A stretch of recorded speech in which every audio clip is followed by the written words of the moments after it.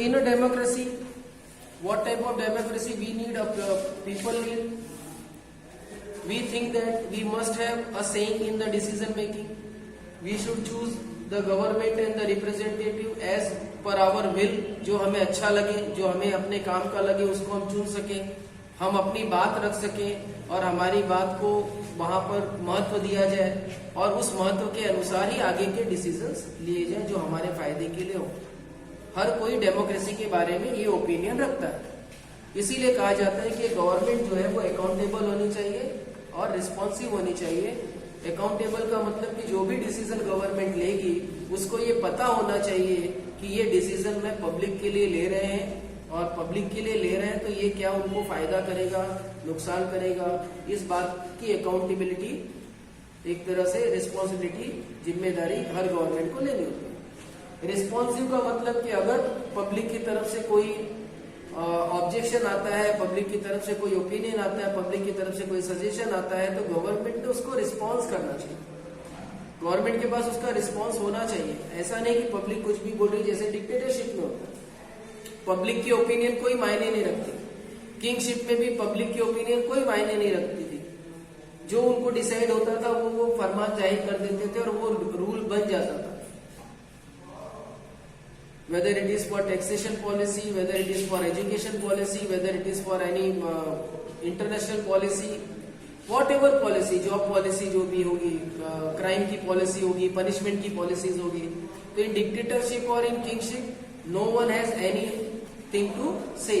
लेकिन डेमोक्रेसी में क्या होता है कि डेमोक्रेसी में ये होता है, आपकी सेइंग को महत्व दिया जाता है। As you know we have RTI, right to information. वो एक्ट इसीलिए बनाया गया कि किसी भी डिपार्टमेंट में, कुछ एक डिपार्टमेंट जो डिफेंस वगैरह है वो थोड़ा सीक्रेट होता है, उसका सारा मीटिंग जो राफेल के बारे में गवर्नमेंट ने किया और सुप्रीम कोर्ट ने ये कहा कि yes government should not disclose कि उन्होंने राफेल के कौन कौन से पार्ट्स के लिए क्या क्या चीजें ली हैं, because it is not liable for our defence, क्योंकि वो सीक्रेट होता है। हमारे प्लेन में, हमारे एयरक्राफ्ट में कौन कौन सा वेपन कहाँ लगा है ये हमें किसी को नहीं डिस्क्लोज करना। तो ये जो डिबेट चल रहा था राफेल को लेकर, वो यही डिबेट था। तो गवर्नमेंट ने यही किया कि ये चीजें हम डिस्क्लोज नहीं कर सकते, ये हम डिस्क्लोज करेंगे जब वॉर होगा तब देख लेना क्या क्या है उसके, अपने आप ही तुमको पता चलेगा क्या क्या गिर रहा है। अगर हम ये पहले बता देते हैं कि हमारे पास ये है तो सामने वाले को ये चांस मिलता है कि वो हमसे एडवांस एयरक्राफ्ट प्रोड्यूस कर ले या हायर कर ले और उसमें वो टेक्नोलॉजी डाल दे जो हमारी टेक्नोलॉजी का तोड़। इसीलिए अपने डिफेंस सिस्टम में लोगों ने क्या क्या एक्टिविटीज रखी है, क्या क्या चीजें रखी हैं, कहाँ क्या छुपा कर रखा है, ये कोई देश कभी भी किसी को बताता नहीं तो फिर वॉर में क्या होगा। और पुराने जमाने में हम किंगशिप भी देखेंगे तो वहां पर वही था, वॉर स्ट्रेटेजी जो बनती थी वो बहुत सीरियसली, बहुत सीक्रेट लोगों के साथ ही बनती थी, सबको नहीं मालूम पड़ता था हमारे राजा की वॉर स्ट्रेटेजी क्या है। So that's why in democracy we have the right of information. हमें हर चीज की इंफॉर्मेशन मिलने का राइट है, लेकिन कुछ चीजों में हमें नहीं है। It is of course true that the non democratic rulers do not have to bother about deliberate और असेंबलीज और worry about majorities and public opinion. जो डिक्टेटर्स होते हैं उनको कोई जरूरत नहीं है, उनको ना अपना डिसीजन देर करना है, ना किसी से डिस्कस करना है, ना उनके डिसीजन के बाद पब्लिक क्या सोचेगी इसके बारे में सोचना है। इसलिए वो क्या करते हैं, जल्दी से डिसीजन ले लेते हैं। लेकिन उसमें आउटकम क्या आता है, हो सकता है वो डिसीजन सबके अगेंस्ट हो, लोगों के लिए फेवर में ना हो, तो लोगों को वो पसंद भी नहीं आएगा। लेकिन चूंकि वहां डिक्टेटरशिप है, they have to accept. Democracy में डेलिब्रेट होता है, मतलब डिले होता है, डिसीजन मेकिंग में डिले होता है, क्योंकि बहुत सारी काउंसलिंग होती है, बहुत सारी डिस्कशंस होते हैं, बहुत सारे पॉइंट्स जो है वेरीफाई किए जाते हैं, पब्लिक ओपिनियन लिया जाता है। जैसे अभी आपका एग्जाम जो 10th और 12th का है उसके लिए सारे देश से ओपिनियन लिया जा रहा है कि क्या किया जाए, कैसे किया जाए। जो स्टूडेंट्स एसोसिएशन है या फिर पेरेंट एसोसिएशन है या टीचर्स एसोसिएशन है, इन सभी से हर राज्य से मंगाया जा रहा है ओपिनियन। तो ये डेमोक्रेसी में हो सकता है, वरना सेंट्रल गवर्नमेंट डिसीजन ले लेती है, तब एग्जाम लेना है, काम खत्म।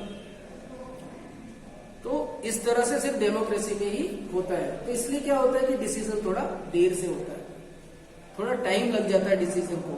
कभी कभी जो है कोई स्कीम, कोई प्रोजेक्ट आपने बनाया है तो डिसीजन लेने में देर होती है, तो उस प्रोजेक्ट की कॉस्ट भी कभी कभी बहुत ज्यादा बढ़ जाती है। ऐसा भी हमने देखा है कई बार, 50 करोड़ का प्रोजेक्ट जो है वो 200 करोड़ के कॉस्ट पर पहुंच जाता है, बिकॉज 4, 5, 7 साल उसको डिले हो गया। तो डिसीजन मेकिंग में ये सब डेमोक्रेसी में होता है।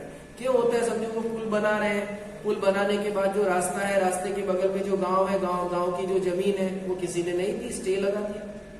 अब सरकार को वहां केस लड़ना पड़ रहा है। हमें तो लग रहा है कि सरकार ने वहां पुल का शिलान्यास किया था, शुरू ही नहीं किया काम। हम ये पता लगाने तो जाते नहीं कि वहां हुआ क्या था। सो दिस इज हाउ ये डेमोक्रेसी डिसीजन मेकिंग जो होता है वो थोड़ा पीछे जाता है। लेकिन चूंकि वो डिसीजन सबकी मर्जी से लगभग होता है, मेजोरिटी के, तो वो एक्सेप्टेड भी सबके द्वारा होता है और जल्दी उसके लिए कोई क्लेम नहीं करता। डिक्टेटरशिप में तो क्लेम कर ही नहीं सकता है, लेकिन डेमोक्रेसी में क्लेम कर सकता भी होता है, तो भी इतने डिस्कशन के बाद ये चीजें अप्लाई होती हैं कि जल्दी कोई उस पर डिस्कशन नहीं करता, कोई रिस्पॉन्स, नेगेटिव रिस्पॉन्स नहीं देता, एक्सेप्ट कर लेता। तो प्रोसीजर वगैरह जो है उसमें टाइम लगता है, लेकिन डेमोक्रेसी में जो डिसीजन लिए जाते हैं, those decision are more stronger than the decision taken in dictatorship, more acceptable than the decision taken in dictatorship, more favourable to the people of the country as compare to dictatorship. वहां पर कोई favour करने की कोई जरूरत उनको नहीं होती। उनको जो अपना फायदा लगता है, अपने लिए जो प्रॉफिटेबल होता है, जो प्रूडेंशियल में हमने देखा था, प्रूडेंशियल रीजन यही था। मोरल रीजन तो ठीक है, प्रूडेंशियल रीजन में अपने फायदा नुकसान देखना बहुत जरूरी होता है। तो डिक्टेटरशिप वगैरह में, किंगशिप में लोग क्या करते थे, सिर्फ अपने ही फायदे के बारे में सोचते थे, बाकी कुछ नहीं सोचते थे। तो जो डेमोक्रेटिक गवर्नमेंट होती है वो ये सारी बातें सोचती है, पब्लिक के बारे में सोचती है, डिसीजन लेती है तो सबके डिस्कशन से लेती है, सबकी मर्जी से लेती है। जो रिप्रेजेंटेटिव चुने जाते हैं उसके लिए पब्लिक को पूरा राइट होता है, वो अपनी मर्जी से जाकर जिसको चाहे उसको वोट दे सकते हैं, कोई उनके ऊपर दबाव नहीं होता है। जो हमने और भी कंट्रीज में, मैक्सिको वगैरह में देखा था, जहां पर फोर्स किया जाता था गवर्नमेंट एम्प्लॉयज वगैरह को कि भाई वो गवर्नमेंट को ही वोट दो। ऑपोजिशन को उतनी राइट नहीं दी जा सकती थी, ऑपोजिशन को उतना इलेक्शन में खड़ा नहीं होने दिया जाता था। नॉर्थ अफ्रीका, चाइना जैसे में तो ऑपोजिशन को खड़ा ही नहीं होने दिया जाता है, उनके कोई वैल्यू ही नहीं है। तो ऐसा सब डेमोक्रेसी में नहीं होता, और इसीलिए जो डिसीजन लिया जाता है, हम अगर पेशेंस से इसके बारे में सोचे, शांति से एज अ न्यूट्रल व्यक्ति बनकर सोचे, किसी पार्टी के तहत न सोचे, तो हमें पता चलता है कि हमारी गवर्नमेंट ने जो 70-75 साल में किया है वो बेस्ट किया है इन आवर कंट्री। और इसीलिए आज हम वर्ल्ड के 5-6 देशों में टेक्नोलॉजी के मामले में खड़े हैं। ये सारी गवर्नमेंट्स का एफर्ट है, किसी एक पार्टी या किसी एक गवर्नमेंट की बात नहीं है। तो we should accept this particular form of democracy and it is the best democracy. हाँ, ये जरूर है कि जब आप वोटिंग राइट का अपने यूज करते हैं तो वो बेस्ट पीपल के लिए वोट करिए, सिर्फ फेमस पीपल के लिए वोट मत करिए। You see which one is best, तो आपकी डेमोक्रेसी और स्ट्रॉन्गर बनेगी और आपके लिए और फेवरेबल डिसीजंस ले सकेगी। This is what the first outcome of democracy we can C.